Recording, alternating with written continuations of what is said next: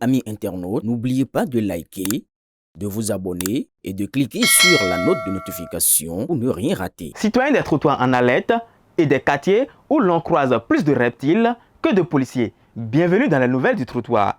Au menu de cette semaine, on découvre un serpent qui transforme Agla en parc animalier à ciel ouvert, des faux médicaments conditionnés comme des bonbons à Basila, un mari qui organise un guet-apens pour coincer le prétendant de sa femme et une passagère de taxi-moto qui finit sous les roues d'un poids lourd. Sortez vos mouchoirs ou vos pop-corn. C'est parti pour le grand déballage.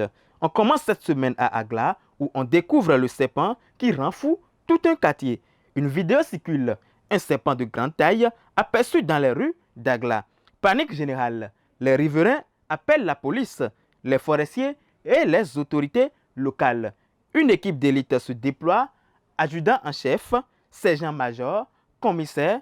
Pourquoi exactement chercher un reptile qui a probablement déjà déménagé à Godomain? La vraie question, qui a filmé sans bouger? À Agla, la chasse au serpent est ouverte, mais le serpent n'a rien demandé. On est maintenant à Vaudreuil où la police a fait un grand nettoyage. Opération coup de balai dans le 11e arrondissement de Cotonou, 10 interpellations, du chanvre indien, 134 comprimés psychotropes dissimulés dans un plafond de fortune dans un kiosque. Le commissaire-major salue la collaboration des populations. Les dealers, eux, saluent leur avocat. À Vaudreuil, les plafonds servent parfois à cacher la vérité et la police à la démasquer.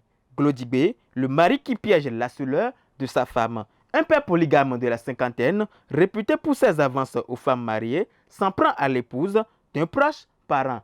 Refus répété, harcèlement. La femme finit par tout dire à son mari. Stratagème. Elle accepte un rendez-vous au domicile conjugal en l'absence du mari. La sœur débarque et tombe dans le piège. La famille l'attendait. Intervention de la police in extremis. Bonus des adeptes de Zangbetor évoque son nom lors des cérémonies de réprobation. À Glodibé, courtiser une femme mariée peut finir en piège à rats ou en Zangbetor. Basila, plus d'une demi-tonne de faux médicaments. Le commissariat de Basila met la main sur 640 kg de faux médicaments dans un hameau de Camp Pionnier. 2 jeunes étrangers arrêtés. La drogue était stockée dans une maison de fortune en cours de conditionnement. Le commissaire, on maintient l'ordre. Les faux médicaments, eux, ne maintiennent que la mort. À Basila, la pharmacie de rue ferme ses portes.